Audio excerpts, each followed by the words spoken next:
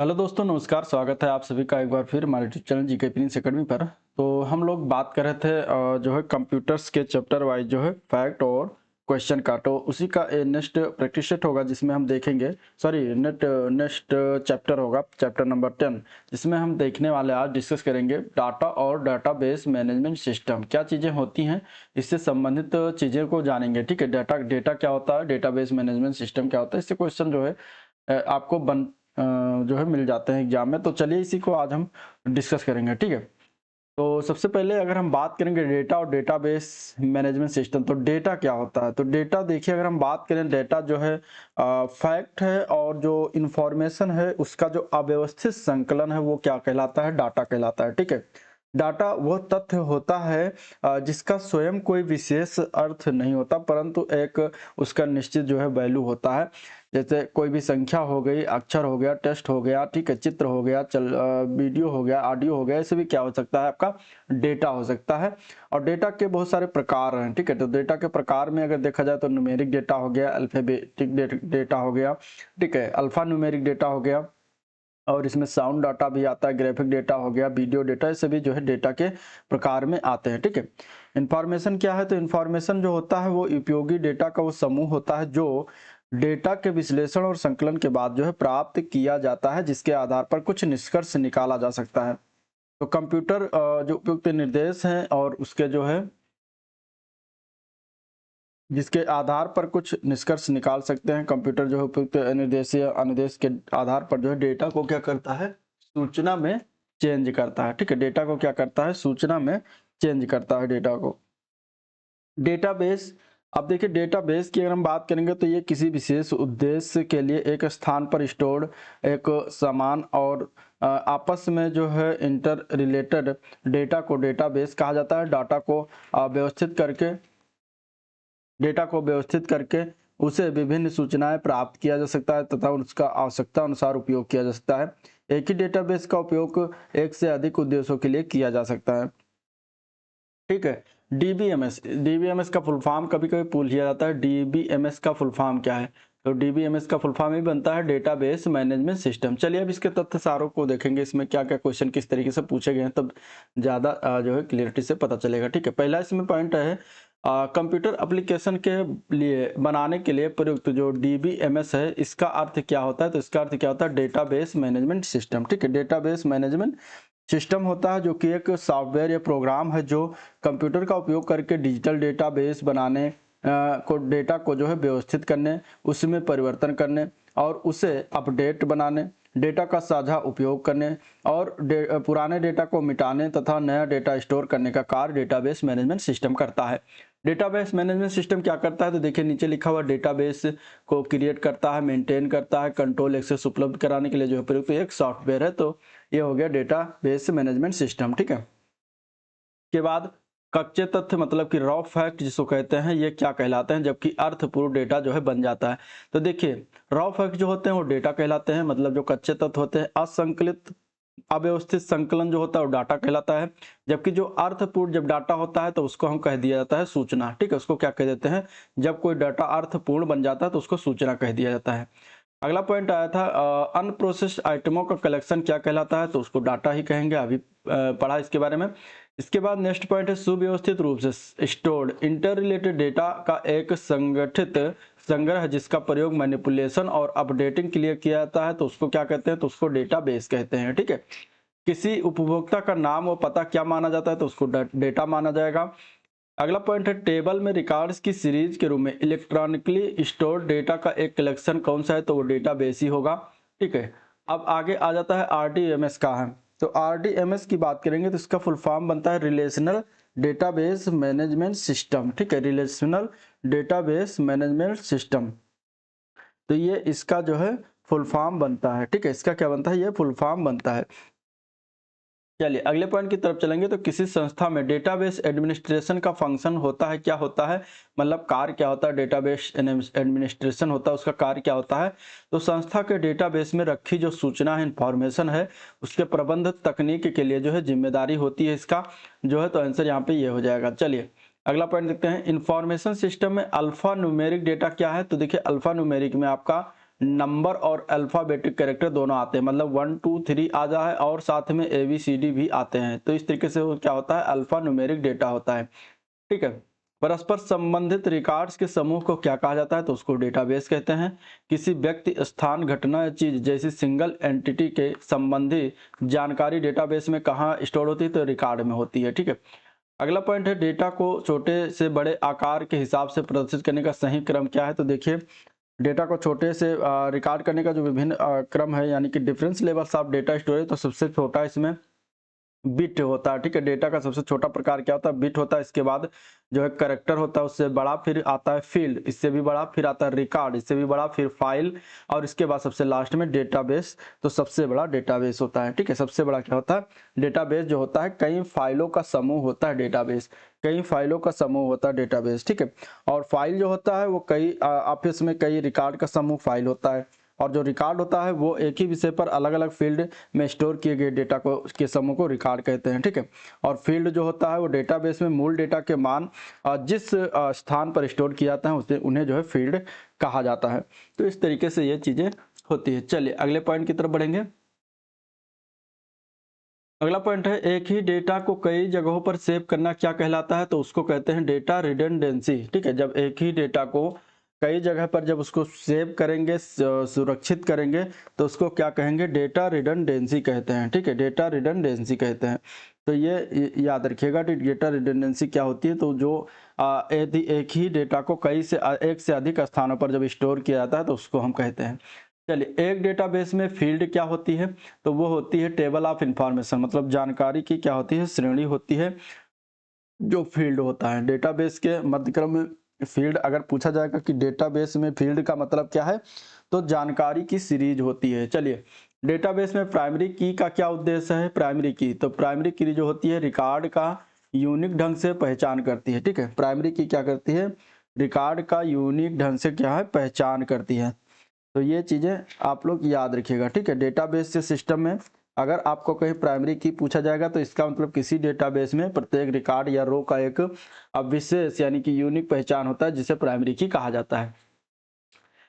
इसका अर्थ है कि डेटाबेस में रखा डाटा एक्यूरेट और रिलायबल होता है। ठीक है। इसमें से किसका मतलब, इस प्रकार आपको ऑप्शन मिलेंगे 5, जहां से इसमें से यह डेटा इंटीग्रिटी भी दिया होगा, और उसमें पूछा जाएगा कि इनमें से किसका अर्थ है कि डेटाबेस में रखा डाटा एक्यूरेट और रिलायबल होता है, तो वो होता है डेटा इंटीग्रिटी का अर्थ। ठीक है। डेटा इंटीग्रिटी का अर्थ होता है, डेटा इंटीग्रिटी का अर्थ होता है। चलिए अगले पॉइंट की तरफ बढ़ेंगे। तो टपल क्या है, टपल डेटाबेस मैनेजमेंट सिस्टम में टपल का अर्थ क्या होता है, तो टपल मतलब टपल या टेबल या रिलेशन का जो रो होता है, रिलेशन टेबल या रिलेशन का रो जो होता है उसको क्या कहते हैं, टपल कहते हैं। तो टेबल की एक रो को क्या कहते हैं, उसको टपल कहा जाता है डेटाबेस मैनेजमेंट सिस्टम में। ठीक है। चलिए, और रिलेशन जो होता है वो डेटाबेस मैनेजमेंट टर्म में शब्दावलियां हैं कुछ, जैसे रिलेशन हो गया, टपल हो गया, एट्रीब्यूट हो गया, डिग्री हो गई, ठीक है, कार्डिनलिटी हो गई, व्यूज हो गया, ये सभी क्या है, डेटाबेस मैनेजमेंट सिस्टम की कुछ शब्दावलियां हैं। तो रिलेशन जो होता है, रिलेशन एक डेटा युक्त टेबल है जिसमें डेटा को रो या टपल या कॉलम या एट्रीब्यूट में व्यवस्थित किया जाता है। चलिए अगला पॉइंट, इंफॉर्मेशन टेक्नोलॉजी में डेटाबेस में उपलब्ध डेटा के सही और संगतपूर्ण होने का अर्थ क्या है, तो उसका मतलब होता है डेटा इंटीग्रिटी। क्या होता है, डेटा इंटीग्रिटी होता है उसका मतलब। चलिए, डेटा इंटीग्रिटी की समस्या का एक कारण क्या है, तो इसका समस्या का एक कारण डेटा रिडंडेंसी। ठीक है। डेटा रिडंडेंसी या फिर डेटा उसको क्या कहते हैं, डेटा पुनरावृत्ति, रिडंडेंसी को पुनरावृत्ति कहते हैं। तो ये एक कारण है डेटा इंटीग्रिटी की समस्या का। चलिए, ओरेकल क्या है, तो ओरेकल जो है किसका उदाहरण, तो ओरेकल जो है डेटाबेस सॉफ्टवेयर का एक अच्छा उदाहरण है। तो आपको एग्जाम में मिल सकता है कि ओरेकल किस प्रकार का उदाहरण, तो डेटाबेस मैनेजमेंट सिस्टम का एक क्या है, डाटाबेस सॉफ्टवेयर का अच्छा उदाहरण है। एक ऑब्जेक्ट मॉडल लैंग्वेज है, तो वो क्या होता है, तो वो होता है OQL, मतलब ऑब्जेक्ट क्वेरी लैंग्वेज होता है। एक ऑब्जेक्ट मॉडल लैंग्वेज इनमें से क्या है, OQL है, मतलब कि ऑब्जेक्ट क्वेरी लैंग्वेज होता है। ठीक है। देखिए, डेटाबेस के कुछ लैंग्वेज होते हैं, कुछ लैंग्वेज के प्रकार होते हैं। तो उसमें जैसे पहला हो गया DDL, डेटा डेफिनेशन लैंग्वेज। ठीक है। ये डेटा के प्रकार और उनके बीच संबंध को परिभाषित करता है। दूसरा उसमें आ जाता है डेटा के लैंग्वेज में डाटा मैनिपुलेशन लैंग्वेज मतलब DML, और इसमें जो है डेटाबेस में डेटा डालने और उसको एडिट करने और डिलीट करने का काम करता है। फिर आ जाता है क्वेरी लैंग्वेज, ठीक है, डेटा ऑब्जेक्ट क्वेरी लैंग्वेज, तो इससे डेटाबेस से सूचना खोजने और प्राप्त सूचना को उचित रूप से प्रदर्शित करने का काम करता है, ठीक है, प्रदर्शित करने का काम करता है। तो ये चीजें हो गई, तो यहाँ पे अब इसको आप याद रखिएगा, ठीक है। इसके बाद एक होता है इसमें स्ट्रक्चर्ड क्वेरी लैंग्वेज।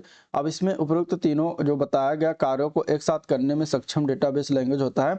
और ऑब्जेक्ट क्वेरी लैंग्वेज जो होता है एक डेटाबेस लैंग्वेज जिसका विकास ऑब्जेक्ट ओरिएंटेड डेटाबेस के लिए किया गया है। चलिए, एसक्यूएल का क्या अर्थ है? तो डेटाबेस मैनेजमेंट सिस्टम में एसक्यूएल मतलब स्ट्रक्चर्ड क्वेरी लैंग्वेज, इसका फुल फॉर्म बनता है, ठीक है, स्ट्रक्चर्ड क्वेरी लैंग्वेज इसका फुल फॉर्म बनता है। चलिए, डीबीएमएस में डेटा की सामग्री और स्थिति किसके द्वारा परिभाषित किया जाता है? तो मेटा डाटा के रूप में, मेटा डाटा के रूप में जो है परिभाषित किया जाता है, ठीक है, किसके द्वारा? तो मेटा डाटा के द्वारा। मेटा डाटा की बात करेंगे तो किसी अन्य डेटा की लोकेशन तथा कंटेंट की सूचना देने वाला डेटा जो होता है वो मेटा डाटा कहलाता है, ठीक है, इसे डाटा का डाटा कहा जाता है। मेटा डाटा को क्या कहते हैं? डाटा का डाटा कहते हैं, ठीक है, डाटा का डाटा मतलब डाटा ऑफ डाटा जिसको कहते हैं, तो मेटा डाटा को कहेंगे, ठीक है। तो ये याद रखिएगा, इसका प्रयोग जो है इंटरनेट पर सर्च इंजन ऑप्टिमाइजेशन के लिए करा जाता है। चलिए, इनमें से कौन सा कमांड जो टेबल से डेटा को हटा देती है और डेटाबेस में डिलीट को स्थायी बनाती है? तो वो होता है ट्रंकेट, ठीक है, ट्रंकेट भी होता है, तो ये भी याद रखिएगा। ट्रंकेट का काम क्या है कि ये कमांड जो होती है टेबल से डेटा को हटा देती है और डेटाबेस में डिलीट को स्थायी बनाती है, परमानेंट बनाती है, तो ट्रंकेट उसको कहेंगे, ट्रंकेट।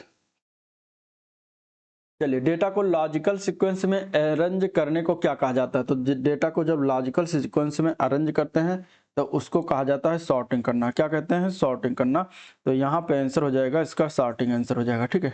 डेटा की अगर हम बात करेंगे तो यहाँ पे सॉर्टिंग आंसर हो जाएगा। अब एक और रहेगा, डीबीएमएस के सॉफ्टवेयर हैं, जैसे कि कौन कौन सा सॉफ्टवेयर है? तो वो एक हो गया ओरेकल, जिसके बारे में बताया, Oracle data software, database software. एक है दूसरा इसमें आ जाता है माइक्रोसॉफ्ट, ठीक है, Microsoft SQL server, SQL, Microsoft SQL server. तो ये होता है एक क्या? DBMS software. और एक होता है डीबीएमएस सॉफ्टवेयर तीसरा माइक्रोसॉफ्ट एक्सेस। माइक्रोसॉफ्ट क्या होता है? एक्सेस। ये तीन आपके क्या होते हैं? डीबीएमएस सॉफ्टवेयर होते हैं, तो इसको आप याद रखिएगा। चलिए अगले पॉइंट की तरफ बढ़ेंगे। इनमें से कौन सा एक प्रोग्राम डेटा पुनरावृत्ति मतलब कि रिडंडेंसी और विसंगति और निर्भरता मतलब डिपेंडेंस तथा डेटा सुरक्षा के लिए समाधान प्रस्तुत करता है? तो वो होता है डीबीएमएस। डीबीएमएस मतलब डेटाबेस मैनेजमेंट सिस्टम। चलिए, डेटाबेस में फील्ड क्या होता है? तो डेटाबेस में फील्ड की अगर हम बात करेंगे तो ये कैरेक्टर का जो है अर्थपूर्ण संग्रह जो है बताता है, मतलब रिलेटेड ग्रुप ऑफ कैरेक्टर, तो उसको क्या कहते हैं? फील्ड कहते हैं, ठीक है। चलिए अगले पॉइंट की तरफ बढ़ते हैं। डीबीएमएस में डेटा को किसमें निरूपित किया जाता है? तो डीबीएमएस में डेटा को टेबल में हम डिनोट करते हैं, टेबल इसका राइट आंसर हो जाएगा। डेटाबेस में डिग्री का अर्थ क्या है? तो एट्रीब्यूट की संख्या जो होती है उसको हम क्या कहते हैं? डिग्री कहते हैं, ठीक है। एट्रीब्यूट की संख्या जो होती है उसको क्या कहते हैं? डिग्री कहा जाता है, ठीक है, डिग्री कहा जाता है। तो ये चीजें हो गई। अगला अब हम पॉइंट देखेंगे जो होगा प्रश्न, कुछ प्रश्न जो पूछे गए उनको देख लेते हैं। पहला क्वेश्चन है इनमें से ओरेकल क्या है? ठीक है, ओरेकल क्या है? देखिए पहला क्वेश्चन आया है, तो देखिए ओरेकल जो होता है क्या होता है? एक डेटाबेस सॉफ्टवेयर है। ओरेकल क्या है? डेटाबेस सॉफ्टवेयर है, तो आंसर यहाँ पे डी ऑप्शन इसका राइट है, ओरेकल डेटाबेस सॉफ्टवेयर है, ठीक है। चलिए क्वेश्चन नंबर दूसरा देखते हैं। दिया गया है कि एक डेटाबेस में फील्ड क्या होता है? तो डेटाबेस में फील्ड हो गया, ठीक है। और अभी इसके बारे में बताया था, इसके जो डिफरेंस लेवल होते हैं, जैसे bit, character, field, record, file और डेटाबेस, ये 4 या 5 जो इसके होते हैं स्टोरेज। तो यहाँ पे फील्ड की अगर हम बात करेंगे तो फील्ड की फील्ड क्या होती है? तो फील्ड जो होता है वो जानकारी की श्रेणी होती है। तो राइट आंसर यहाँ पे क्या हो जाएगा? डी ऑप्शन करेक्ट हो जाएगा, जानकारी की श्रेणी। चलिए, एक ही डेटा को कई जगह पर सेव करना क्या कहलाता है? जब एक ही डेटा है उसको कई जगह पर सेव करते हैं तो उसको हम क्या कहते हैं? तो उसको कहा जाता है रिडंडेंसी। क्या कहते हैं? रिडंडेंसी कहते हैं। आंसर सी ऑप्शन इसका राइट हो जाएगा। चलिए क्वेश्चन नंबर 4 देखते हैं। कंप्यूटर एप्लीकेशन बनाने के लिए प्रयुक्त डीबीएमएस क्या है? डीबीएमएस मतलब कि जो है इसका फुल फॉर्म पूछा गया है, डीबीएमएस का क्या हो जाएगा? डीबीएमएस का फुल फॉर्म तो इसका फुल फॉर्म बनता है डेटाबेस मैनेजमेंट सिस्टम। ठीक है, डेटाबेस मैनेजमेंट सिस्टम इसका फुल फॉर्म है। आंसर सी ऑप्शन इसका राइट हो जाएगा। चलिए क्वेश्चन नंबर 5। क्वेश्चन नंबर 5 है, निम्नलिखित में से कौन डेटा को छोटे से बड़े के हिसाब से प्रदर्शित करता है इसमें से। ठीक है, अभी इसके बारे में बताया था कि इसको आप जो है याद रखिएगा छोटे से बड़े के बारे में कि कौन इसमें से जो है शो करेगा। तो सबसे छोटा इसमें होता है विट, फिर आ जाता है बाइट, फिर हो जाता है कैरेक्टर, फिर इससे बड़ा फील्ड, फिर रिकॉर्ड, फिर फाइल, फिर डेटाबेस। ये आपको याद रखना है क्रम, क्योंकि क्रम पूछा जा सकता है। आंसर ए पार्ट इसका राइट है। चलिए क्वेश्चन नंबर 6 है, डेटाबेस में प्राइमरी की क्या उद्देश्य है। प्राइमरी की का क्या मतलब है, इसके बारे में बताया। इसका बताइए आंसर क्या हो जाएगा। देखिए डेटाबेस में जो प्राइमरी की होती है वो क्या होती है, रिकॉर्ड को यूनिक ढंग से पहचान करती है स्पेसिफिक तरीके से। तो आंसर यहाँ पे डी ऑप्शन इसका राइट है। क्या है, डी ऑप्शन इसका राइट है। चलिए निम्नलिखित में से किस में व्यक्ति, स्थान, घटना या चीज जैसी सिंगल एंटिटी संबंधी जानकारी डेटाबेस में होती है। इसका राइट आंसर क्या हो जाएगा, क्वेरी में होती है, फॉर्म में होती है, रिकॉर्ड में होती है या फिर टेबल में होती है। तो यहाँ पे आंसर क्या हो जाएगा, तो देखिए जो सिंगल एंटिटी संबंधी जानकारी जो होती है डेटाबेस में, तो यहाँ पे किस में होगा, तो वो होता है रिकॉर्ड में। ठीक है, तो रिकॉर्ड में होता है। आंसर सी ऑप्शन इसका राइट है, रिकॉर्ड। चलिए क्वेश्चन नंबर अगला है 8 नंबर क्वेश्चन। इनमें से किसका अर्थ है कि डेटाबेस में रखा डेटा एक्यूरेट और रिलायबल होता है। ठीक है, इसमें से बताना है किसका अर्थ होता है कि डेटाबेस में जो रखा हुआ डेटा है, सेव किया हुआ, वो एक्यूरेट है और रिलायबल है। तो वो होता है डेटा इंटीग्रिटी का अर्थ। क्या होता है, डेटा इंटीग्रिटी का अर्थ। इसके बारे में बातें हो गई हैं। अगले प्रश्न की तरफ बढ़ेंगे।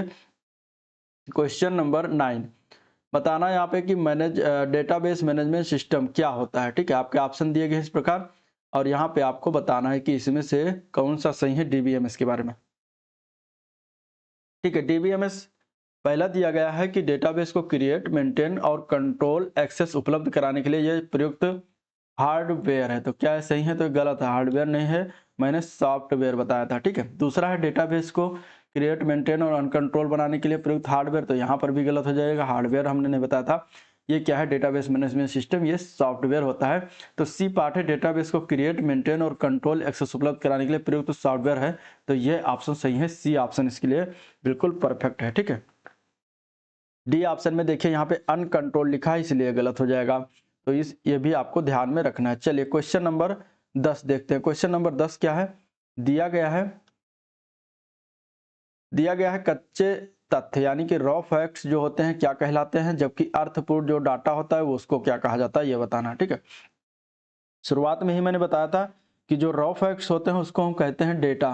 क्या कहते हैं, डेटा कहते हैं। और जब वो अर्थपूर्ण बन जाता है, उसकी कोई एक अर्थ हो जाता है, तो उसको कहते हैं इन्फॉर्मेशन, यानी कि सूचना कहते हैं उसको। ठीक है, तब वो सूचना में कन्वर्ट हो जाता है डेटा। तो यहाँ पे डेटा और सूचना राइट आंसर है, बी पार्ट करेक्ट है। चलिए क्वेश्चन नंबर 11, बताना है इन्फॉर्मेशन सिस्टम में अल्फा न्यूमेरिक डेटा क्या है। ठीक है, इन्फॉर्मेशन सिस्टम में अल्फा न्यूमेरिक डेटा क्या है, आपके सामने ऑप्शन दिया गया है। यहाँ पे इसका आंसर क्या हो जाएगा, तो देखिए इन्फॉर्मेशन सिस्टम में अल्फा न्यूमेरिक डेटा जो होता है उसमें नंबर होता है और अल्फाबेटिक कैरेक्टर होता है। मतलब कि उसमें आपको 1 2 3 ये नंबर भी मिल जाएंगे और ABCD भी आपको मिल जाएगा, उसमें दोनों मिक्स होता है, तो वो होता है अल्फा न्यूमेरिक डेटा।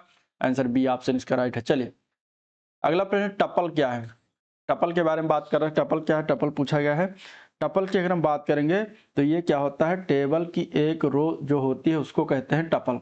टेबल की एक रो जो होती है उसको क्या कहते हैं, टपल कहते हैं। ये याद रखिएगा, टेबल की एक रो जो होती है उसको क्या कहते हैं, टपल कहते हैं। ठीक है, और अगर हम बात करेंगे टेबल या रिलेशन की जो कॉलम होती है उसको क्या कहते हैं, तो जो टेबल का कॉलम जो होता है उसको कहते हैं एट्रीब्यूट। क्या कहते हैं, एट्रीब्यूट्स कहते हैं। ये डेटाबेस के जो है डीबीएमएस की क्या है, शब्दावलियां हैं। तो एट्रीब्यूट्स जब डीबीएमएस के फॉर्म में पूछेगा तो उसका मतलब वो कॉलम के बारे में पूछ रहा है, और टपल जब पूछेगा तो उसका मतलब वो रो के बारे में पूछ रहा है। तो दोनों चीजें आप याद रखिएगा। चलिए अगले प्रश्न की तरफ बढ़ते हैं।